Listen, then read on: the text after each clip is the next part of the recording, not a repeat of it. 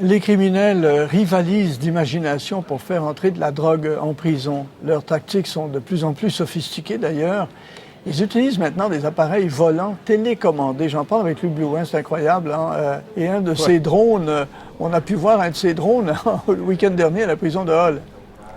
Oui, on ne peut pas confirmer qu'il y a de la drogue qui a été livrée, Simon, mais ce qu'on sait par contre, c'est qu'il y a un appareil volant télécommandé qui était au-dessus de l'endroit où les détenus sortent à la prison de Hull, derrière, qui est un appareil qui a été décrit comme étant orange. Et il faut dire que la prison de Hull est un bon endroit pour ça parce que autour, ce n'est que du bois, c'est une forêt, c'est le parc de la Gatineau en fait. Alors c'est facile pour le pilote d'un de ces engins d'aller se dissimuler, de se cacher dans le bois. Ici, les agents n'ont pas pu récupérer l'appareil en question. Il semble que cette technique-là est utilisée de plus en plus dans les prisons québécoises. D'ailleurs, on a mis la main sur une note de service du ministère de la Sécurité publique qui s'inquiète des risques que posent ces engins volants pour la sécurité dans les prisons.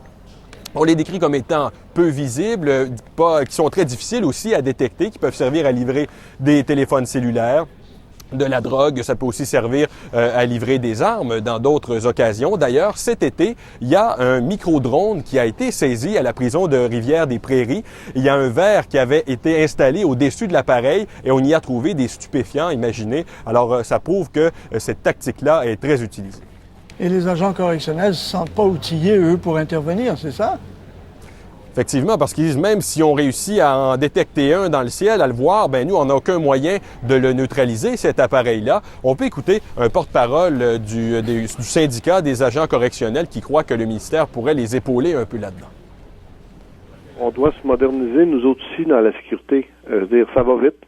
Et c'est pas juste en envoyant des directives aux agents d'être vigilants, alors qu'on n'a pas d'outils et on ne dit pas quoi faire.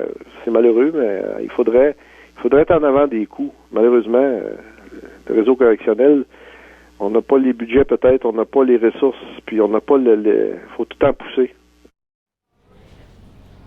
Et vous savez, Simon, ces appareils-là, on peut se les procurer pour quelques centaines de dollars dans des grands magasins d'électronique. C'est rendu très, très courant. Il faut dire que l'appareil qui a été saisi à Rivière-des-Prairies avait, si vous voulez, une 50 mètres environ là, de rayon pour la télécommande, ce qui n'est pas beaucoup, une petite pile. Mais il y en a qui peuvent aller jusqu'à une distance de 1 kilomètre, imaginez. Alors, ça permet aux pilotes de se dissimuler complètement et ça peut porter jusqu'à 300 grammes de matériel dans certains cas. Alors, c'est un problème qui, sans doute, est pris très au sérieux. Bien, ben, c'est assez incroyable comme histoire. Mais on n'arrête pas le progrès, comme on dit. Hein, oui. Tout à fait. Merci beaucoup.